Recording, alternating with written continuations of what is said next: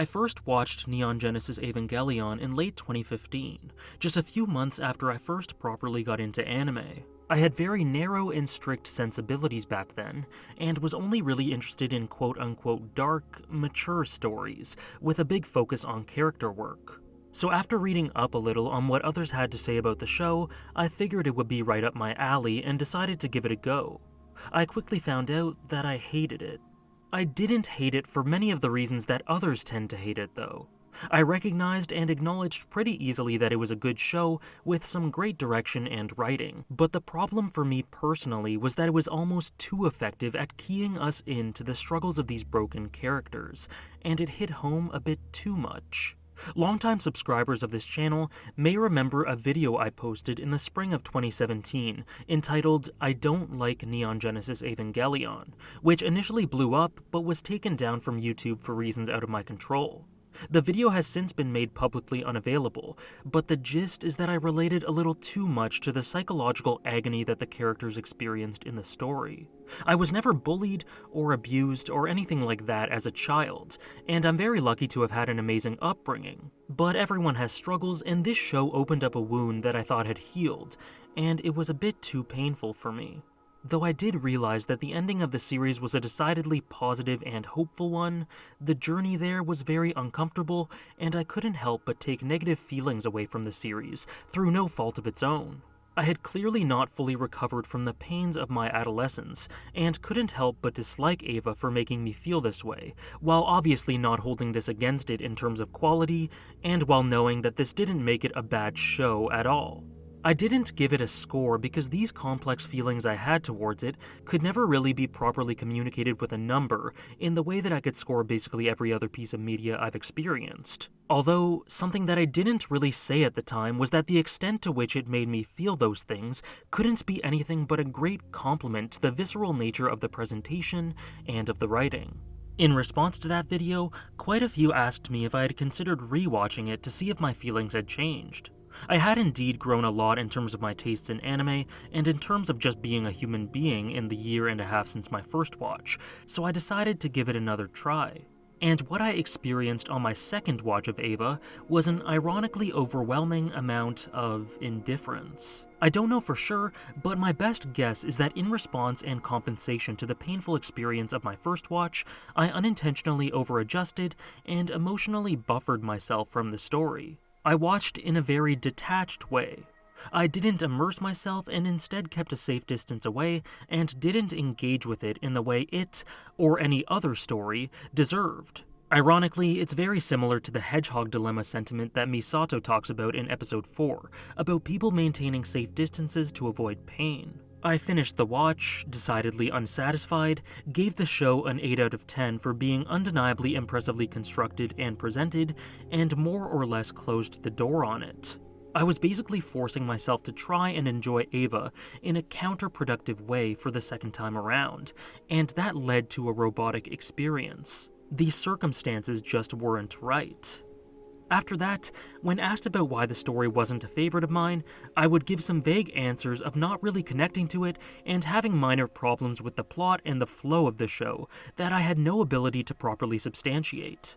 Neither of these were lies, but neither really came close to being clear, definable reasons as to why I just wasn't all that into the story.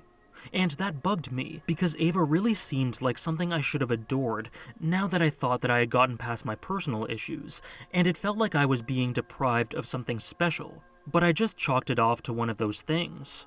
No one is ever going to connect with every story that they feel they should connect with. Personal sensibilities and such, these things happen. And so I became someone that just didn't really care about Eva.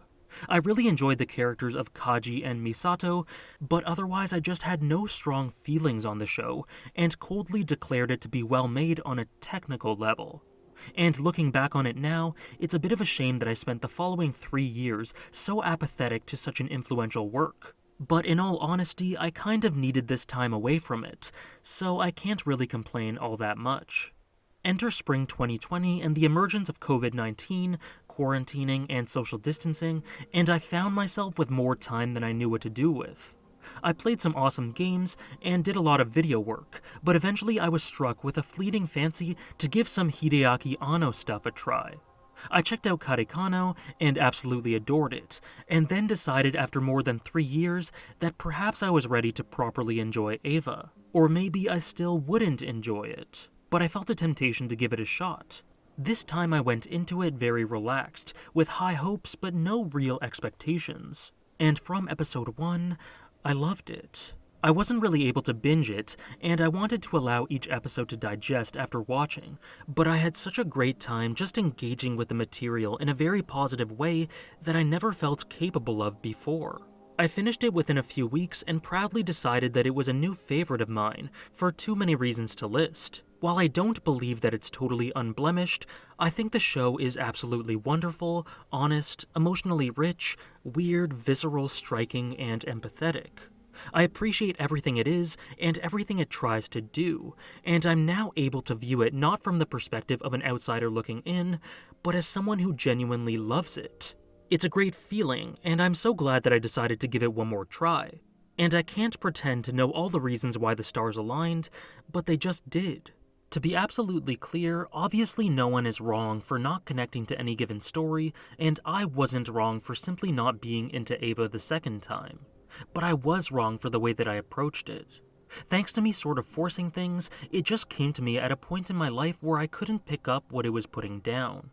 And it took some time and experiences unbeknownst to me to help me grow to a point where I could finally find fulfillment in it. If you've recently watched a critically acclaimed show and feel underwhelmed for similar reasons, you're not mistaken for feeling that way, and you sure as hell don't need me to tell you that. But just keep it in the back of your mind that you may come to love it down the line after revisiting it. You may not. But this beautiful concept of connecting with media is sporadic and unpredictable, so just know that the possibility is there. I don't at all believe that Eva is one of those stories that requires a PhD to enjoy, in contrast to how some tend to think it is. I think it's approachable and engaging on multiple levels, casual to intense, and those who look deeper into things will surely get more out of it, but that doesn't mean that it's some esoteric piece with a huge barrier to entry. There are tons of things that it leaves up to interpretation, and there are some things that may confuse, but the heart of everything that it is not hard to grasp. However, I also believe that any story being consumed should be approached with an openness and an intention to be vulnerable enough to potentially connect with and appreciate it. And that is something that, intentionally or otherwise, I wasn't able to do on my second watch through.